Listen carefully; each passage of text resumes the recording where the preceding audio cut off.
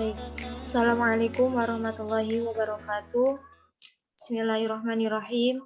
Alhamdulillahirabbil alamin wa bihi nasta'in wa ala umuri dunya waddin wa ala alihi wa sahbihi ajma'in amma ba'du. Pertama-tama marilah kita panjatkan puji dan syukur atas kehadirat Allah Rabbul Ghafur yang mana telah memberikan kita berbagai nikmat yang banyak dan tak akan terukur. Tentunya salawat dan salam semoga tercurah limpahkan kepada junjungan alam yakni Habibana wa Nabiyana wa Maulana Muhammad SAW. Kami mahasiswa dan mahasiswi Universitas Singapura Bangsa Karawang dengan bidang prodi Pendidikan Agama Islam kelas PAI 6A untuk memenuhi tugas mata kuliah hadis tarbawi mengenai PKM ya atau pengabdian kepada masyarakat, kami akan mempresentasikan tentang wabah adalah rahmat bagi orang-orang mukmin. Maka dari itu, saya akan memperkenalkan terlebih dahulu anggota kelompoknya, antara lain saya Aniza Lestari sebagai moderator, kemudian ada rekan saya dan Yunugraha, lalu ada Anida Syuaida, ada Khairul Umam, ada Amelia Azahra, dan ada Dede Siti Awalia. Baik, langsung saja ya untuk mempersingkat waktu. Materi pertama mengenai pengertian taun ya akan disampaikan oleh Saudara Umam. Slide selanjutnya Teh Punten. Langsung aja. Nah, iya. Mangga Umam dipersilahkan. Terima kasih kepada Teh Anissa memberikan saya kesempatan untuk menjelaskan pengertian dari ta'un. Nah, istilah ta'un ini berasal dari wajan fa'ul yang berakar dari kata ta'an yang memiliki arti penusukan, penikaman, pencemaran nama baik. Lalu kata ini menyimpan dari arti asal dan pengguna sebagai istilah bagi wabah mematikan. Nah, tahun ini berasal dari kata penikaman, ancaman yang tidak baik di lingkungan sekitar. Lalu kata ini menyimpang dari asalnya mengancam, digunakan sebagai istilah bagi wabah penyakit yang mematikan yang ada di dalam jiwa diri manusia. Nah, Ibnu Hajar al-Asqalani memaparkan definisi ta'un menurut beberapa ulama, diantaranya yang ke satu yaitu menurut Al-Khalil, yaitu ta'un adalah wabah.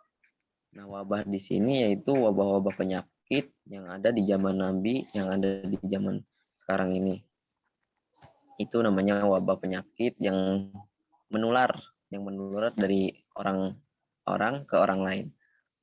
Dan ada yang kedua yaitu menurut Ibnu Al-Atsir, pengarang kitab An-Nihayah. Nah, menurut beliau, ta'un ini penyakit yang mengotori udara dan merusak anggota tubuh. Ya banyak di zaman sekarang ya, seperti corona ini banyak yang melalui udara, yang melalui hidung, melalui suara gitu. Makanya kita di sini menggunakan masker setiap hari. Mau sejak keluar, mau kemana-mana saja pasti kita menggunakan masker. Nah, itu pun diantaranya pencegahan wabah-wabah tersebut. Nah, itu yaitu mengotori udara dan merusak anggota tubuh, ya, seperti wabah corona ini ya, gitu, seperti itu, yang banyak penyakit seperti itu. Dan ada yang ketiga yaitu menurut Abu Bakar bin Al-Arabi. Menurut beliau yaitu ta'un adalah penyakit yang mematikan jiwa, seperti sembelihan. Disebut demikian karena banyak orang yang terpapar dan mematikan dengan cepat. Banyak ya di zaman sekarang zaman sekarang yang terpapar penyakit dari orang ke orang lain, ya seperti di Cina, di dunia ini ya gitu, yang terpapar sangat cepat gitu, sampai-sampai pingsan di jalan, mati di jalan pun banyak gitu. Itu banyak yang terpapar penyakit-penyakit corona, COVID-19, ya apa flu burung, kan cepat gitu. Mematikannya sangat cepat, sangat sangat mematikan lah, sangat mematikan ke anggota tubuh kita. Itu menurut itu di zaman-zaman sekarang gitu.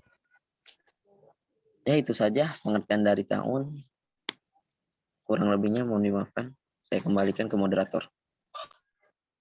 Baik, terima kasih kepada Saudara Umam.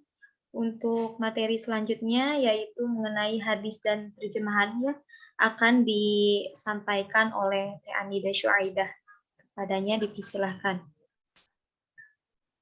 Baik, kita lanjut ya ke hadis tentang wabah adalah rahmat bagi orang-orang mukmin. Hadisnya yaitu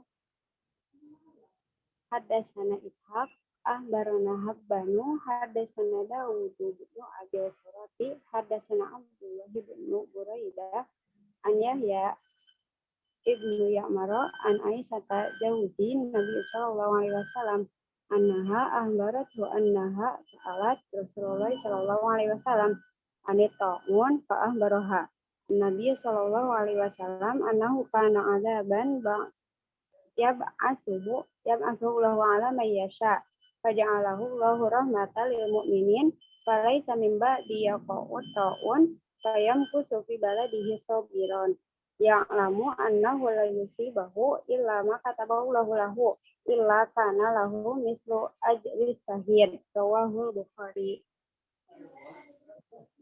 Konten slide selanjutnya. Nah, dari hadis tersebut terjemahannya yaitu menceritakan kepada kami Ishak, mengabarkan kepada kami Habban, menceritakan kepada kami Dawud bin Abi Al-Furat, menceritakan kepada kami Abdullah bin Buraidah, dari Yahya bin Ya'mar, dari Aisyah istri Nabi Shallallahu Alaihi Wasallam. Ia memberitahunya bahwa dirinya pernah bertanya kepada Rasulullah Shallallahu Alaihi Wasallam perihal taun atau wabah penyakit. Lalu Nabi Shallallahu Alaihi Wasallam memberitahunya, dahulu, taun adalah siksa yang dikirimkan Allah kepada siapa saja yang dikehendakinya. Lalu Allah menjadikannya rahmat bagi orang-orang mukmin. Tiada seorang hamba yang tertimpa taun kemudian menahan diri di negerinya dengan bersabar, seraya menyadari bahwa taun tidak akan mengenainya kecuali apa yang telah Allah tetapkan bagi dirinya, melainkan baginya pahala seperti pahala orang yang mati syahid. Itu ada di dalam hadis riwayat Bukhari nomor 5734. Mungkin cukup sekian yang dapat saya sampaikan tentang hadis dan terjemahannya. Kurang lebihnya mohon maaf, saya kembalikan lagi kepada moderator. Terima kasih. Terima kasih kepada Teh Anida Syuaidah. Untuk materi selanjutnya mengenai syarah hadis akan disampaikan oleh Teh Dea. Kepadanya dipersilahkan. Bismillahirrahmanirrahim. Sebelumnya suara Dea terdengar dengan jelas apa tidak? Jelas, Teh. Alhamdulillah. Nah, di sini saya akan menjelaskan mengenai syarah hadis yang tadi sudah disampaikan oleh Teh Anida Syuaidah, yaitu salah satu hadis riwayat Al-Bukhari mengenai tentang wabah adalah rahmat bagi orang-orang mukmin. Nah, jadi secara umum hadis ini itu memaparkan upaya-upaya lahir dan batin ketika muncul wabah penyakit seperti virus corona yang telah mewabah di seluruh dunia ini, termasuk Indonesia. Nah, ketika menjelaskan hadis ini, Ibnu Hajar Al-Asqalani itu mengutip hadis lain dari riwayatnya, taun adalah kesyahidan untuk orang-orang mukmin bagi mereka dan buatan keji bagi orang. Dalam hadis ini sang adalah rahmat yang hanya di apabila menimpa azab yang dipercepat di dunia Nah, di dalam hadis terdapat kata yaitu annahu kana adzaban yab'asuhullahu ala man yasha faja'alahullahu rahmatan lil mu'minin. Nah, yang artinya dahulu taun adalah azab yang Allah kirimkan kepada siapa saja yang Dia kehendaki, tetapi Allah menjadikannya sebagai rahmat bagi orang beriman. Nah, jadi maksud dalam kata tersebut yaitu bahwasannya menunjukkan bahwa wabah penyakit itu merupakan bentuk peringatan atau ujian dari Allah Subhanahu wa taala. Namun dengan catatan bagi orang beriman, wabah penyakit ini dapat menjadikan bentuk rahmat atau kasih sayang Allah Subhanahu wa taala kepada orang tersebut.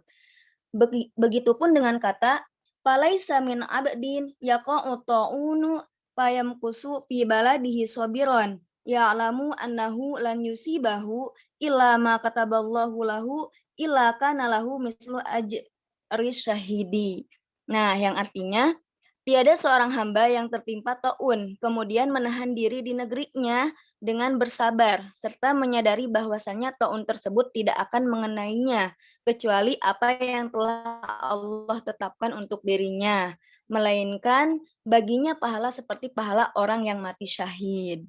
Nah, jadi maksud dalam kata tersebut yaitu bahwasannya Allah akan memberikan sebuah pahala seperti orang yang mati syahid apabila seseorang tersebut yang tertimpa taun bisa menahan dirinya sendiri dari negerinya dengan bersabar. Nah, maka seseorang tersebut itu akan mendapatkan pahala seperti orang yang mati syahid. Jadi ada beberapa syarat ya untuk mendapatkan pahala kesyahidan bagi orang yang meninggal akibat taun, yaitu yang pertama sabar. Nah, kalimat sabar di sini dalam arti menahan diri untuk tidak keluar rumah dari wilayah yang terkena wabah sampai berakhir masa pandemi COVID-19 dengan semata-mata mengharapkan ridho Allah Subhanahu wa taala serta meyakini bahwa wabah tersebut adalah suratan takdir Allah Subhanahu wa taala tanpa mengeluh dan putus asa. Maka itu akan mendapatkan pahala kesyahidan. Begitupun seseorang yang ditakdirkan terkena wabah tersebut lalu meninggal. Nah, maka ia dikatakan syahid apabila dengan melaksanakan syarat tersebut, yaitu sabar. Nah, oleh karena itu, kita perlu menguatkan niat saat wabah corona ini, seraya baik sangka kepada Allah Subhanahu wa taala. Dan juga sabar di sini tidaklah dimaknai kepasrahan secara total. Akan tetapi, sabar di sini harus dibarengi dengan usaha lahiriah maupun batiniah secara maksimal. Yang dimana untuk mencegah penyebaran dan dampak buruk virus tersebut, maka kita harus sering berwudu, menjaga kebersihan, rajin mencuci tangan, menjaga imunitas tubuh, jaga jarak, dan tidak keluar rumah kecuali dengan keadaan mendesak, serta diiringi dengan tawakal kepada Allah. Nah, jadi apabila orang itu bersabar, artinya tidak cemas dan khawatir terhadap apa yang menimpanya, melainkan ia menyerahkan urusannya pada Allah, serta merasa ridho atas ketetapannya, maka itu akan mendapat pahala seperti orang yang mati syahid. Terus yang kedua, berdiam diri di tempat terpaparnya wabah taun, kemudian tidak keluar melarikan diri dari tempat itu, maka akan mendapatkan pahala seperti orang yang mati syahid. Jadi intinya kalau dalam bahasa slogannya itu stay at home ya. Nah, maka itu insya Allah akan mendapatkan pahala juga. Terus yang ketiga, menyadari bahwa taun tidak akan menimpanya kecuali telah digariskan Allah untuknya. Maka apabila seseorang tersebut menyadarinya, maka insya Allah itu juga akan mendapatkan pahala seperti orang yang mati syahid. Nah, itu ya beberapa syarat untuk mendapatkan pahala seperti orang yang mati syahid. Tadi yang pertama harus sabar. Yang kedua, berdiam diri di tempat terpaparnya wabah taun. Dan yang terakhir, ketiga, itu menyadari bahwa taun itu tidak akan menimpanya kecuali telah digariskan oleh Allah Subhanahu wa taala kepada dirinya tersebut.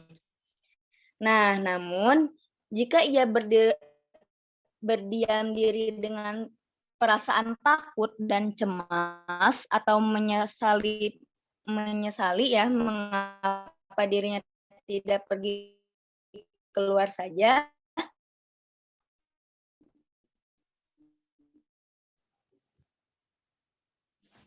Dilanjut aja deh sambil berjalan, materi kan masih ada. Oke, baik. Tedia sudah. Alhamdulillah sudah, Teteh. Terima kasih Tedia sudah memaparkan Sudah. materinya. Untuk materi selanjutnya mengenai nilai-nilai pendidikan yang terkandung dalam hadis akan disampaikan oleh Saudara Danyu. Mangga dipersilahkan. Oke, baik ya. Bismillahirrahmanirrahim. Di sini kita akan bahas nilai-nilai pendidikan yang terkandung dalam hadis mengenai taun tersebut. Gitu. Nah, yang pertama dari pengertian taun yang diutarakan para pakar dapat diambil kesimpulan bahwa taun adalah jenis penyakit khusus dengan gejala tertentu. Jadi setiap wabah yang menular belum tentu taun gitu kan. Nah, bisa dianalogikan bahwa COVID-19 ini itu seperti jenisnya taun gitu kan. Karena memang wabah ini menular dan sangat cepat dan menyebabkan kematian. Nah, oleh sebab itu kan harus ada social distancing dan sebagainya. Terus Allah menurunkan wabah sebagai bentuk ajab bagi umat terdahulu seperti Bani Israel, ada pun wabah yang menimpa orang-orang mukmin dari umat Nabi Muhammad SAW dan pahala kesyahidan dari Allah. Rahmat karena sakitnya menjadi penghapus dosa-dosanya dan pahala kesyahidan didapat bagi ia yang bersabar mengisolasi diri dan sebagainya. Nah, oleh sebab itu dalam kejadian pada hari ini yang dimana dengan banyaknya penyebaran virus yang akhirnya sangat cepat menyebar gitu. Nah, oleh sebab itu virus tersebut pun ya bisa dikatakan itu salah satu azab atau peringatan dari Allah gitu, bahwasanya kita harus selalu mendekatkan diri kepada Allah dan dengan adanya azab tersebut kita ingat gitu kan, dengan bahwa Allah itu masih ada. Maksudnya masih ada di sini itu karena memang hari ini ya orang-orang zaman sekarang itu mulai bisa dikatakan bukan melupakan, cuman ya mulai luntur gitu kan keimanannya gitu kan, ketakwaannya. Dengan diturunkan wabah ini ya mudah-mudahan bisa dijadikan apa ya bahasanya hikmah, bisa diambil hikmahnya bahwa kita harus tetap selalu beribadah kepada Allah. Nah, terus yang ketiga ada perbuatan dolim yang dilakukan manusia adalah salah satu sebab terjadinya bencana di muka ini. Sebagai contoh penyerangan tentara Mongol ke Baghdad pada tahun 1298 Masehi yang memakan banyak korban jiwa, menyebabkan terjadinya wabah ganas yang menular ke Syam. Ini salah satu juga gitu, yang dimana ketika kaum muslimin ya intinya membuat sesuatu kesalahan gitu, nah Allah pasti akan memberikan ajab kepada dia. Nah, oleh sebab itu kita sebagai kaum muslimin harus bisa apa ya bahasanya, harus bisa memilih dan memilah gitu kan. Yang jelas kalau umuran 17 tahun ke atas itu udah bisa, seharusnya udah bisa memilih dan memilah yang mana yang baik, yang mana yang buruk. Nah, mungkin kira-kira seperti itu. Ada tambahan sedikit ya,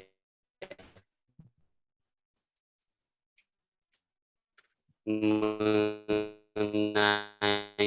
nilai pendidikan tersebut,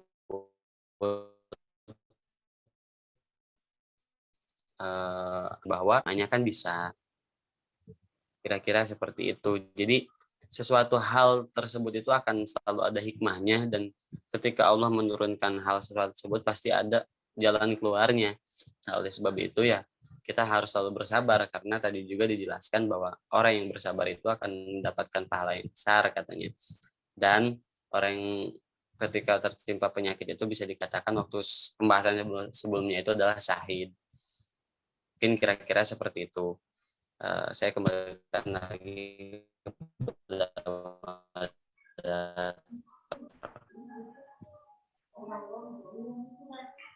Baik, terima kasih kepada Saudara Danyu yang sudah memaparkan materinya. Untuk selanjutnya yaitu pembahasan mengenai ayat Al-Quran dan sekaligus kesimpulan akan disampaikan oleh Teh Amalia Azhara. Kepadanya dipersilahkan. Baik, terima kasih kepada moderator. Sebelumnya suara saya terdengar jelas atau tidak? Jelas? Baik, selanjutnya yaitu penjelasan ayat Al-Quran berkaitan dengan wabah adalah rahmat bagi orang-orang mukmin, yaitu ada dalam surat Quran surat Ar-Rum ayat 41, yaitu A'udzubillahi minasyaitonirrajim. Zaharul fasadu fil barri wal bahri bima kasabat aydinna liyuziqakum ba'dallazi amilu la'allahum yarji'un.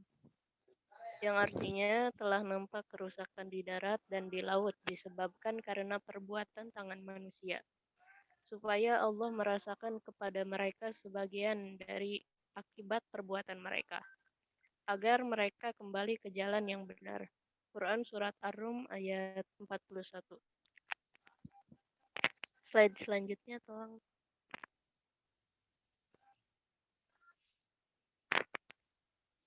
Selanjutnya yaitu kesimpulan dari materi hari ini. Wabah sejatinya bisa menjadi rahmat bahkan ladang ibadah bagi manusia. Rasulullah Shallallahu Alaihi Wasallam telah bersabda, sampar atau wabah adalah ajab yang Allah Subhanahu Wa Taala timpakan kepada siapa saja yang Dia kehendaki. Tapi Allah menjadikannya rahmat untuk orang-orang mukmin. Jadi bencana wabah yang terjadi pada saat ini, sioginya kita harus menjadikan sebagai bahan renungan untuk berbagai hal, seperti mematuhi protokol kesehatan, berdiam diri di rumah, sabar dan ikhlas menerima takdir Allah Subhanahu wa taala. Sekian dari saya kembalikan kepada moderator. Baik, terima kasih kepada Teh Amalia Azhara sudah memaparkan materinya. Alhamdulillah, materi sudah tersampaikan dengan baik. Nah, sesi selanjutnya yaitu tanya jawab. Bagi teman-teman sekalian, apabila ada yang belum paham atau kurang jelas, boleh ditanyakan. Ya, kami buka 3 pertanyaan bagi 3 orang penanya. Silakan. Diberi waktu 3 menit ya untuk mempersiapkan pertanyaannya. Silakan teman-teman. Ada yang mau ditanyakan? Tidak?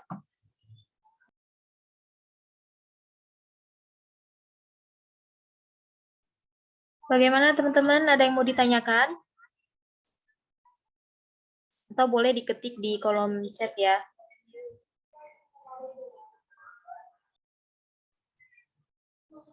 Oke, ini ada pertanyaan ya dari Teh Nanda.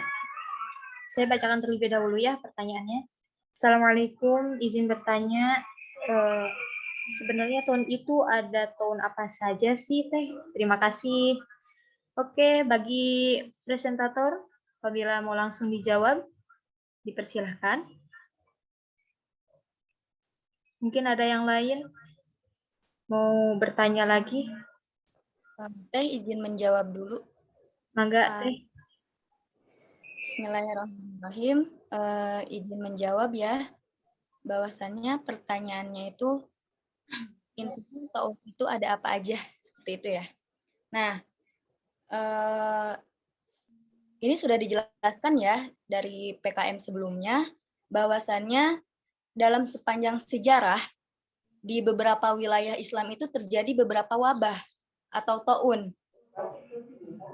Antaranya yang pertama ada taun Amwas.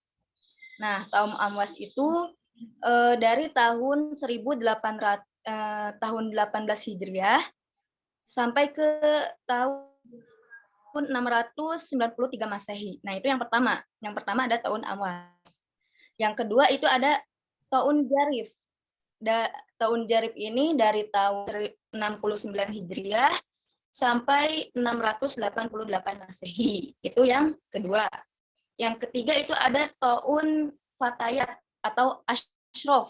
Nah, tahun Fatayat ini terjadi dari tahun 87 Hijriah sampai ke 705 Masehi. Nah, yang selanjutnya ada Ta'un Muslim bin Qutaibiyah. Nah, tahun itu terjadi pada tahun 131 Hijriah sampai ke 748 Masehi. Jadi, yang dapat saya ketahui itu bahwasannya Ta'un ada 4 macam. Yang pertama ada Ta'un Amwas, yang kedua itu ada Ta'un Jarif, yang ketiga itu ada Ta'un Fatayat atau Ashraf, dan yang terakhir itu ada Ta'un Muslim bin Qutaibiyah. Mungkin itu saja jawabannya, Teh. Terima kasih. Baik, terima kasih kepada Teh Tia sudah menjawab. Masya Allah cukup jelas ya. Bagaimana Teh Nanda? Cukup jelas dengan jawabannya? Oke, jelas ya. Apakah masih ada yang mau ditanyakan? Silahkan. Baru 1 pertanyaan tadi ya. Tinggal 2 pertanyaan lagi. Oke, baik. Terima kasih, Teh Nanda.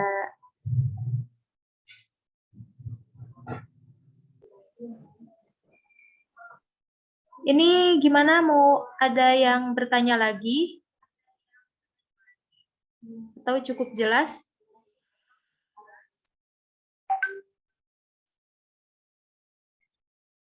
Oke, mungkin cukup ya. Baik, dicukupkan saja. Alhamdulillah, Rabbil Alamin, materi sudah tersampaikan. Terima kasih sebelumnya kepada teman-teman sekalian yang sudah berkesempatan hadir dalam kegiatan PKM pertemuan kali ini. Saya sebagai moderator izin undur diri. Mohon maaf apabila ada kesalahan. Akhirul kalam, wassalamualaikum warahmatullahi wabarakatuh.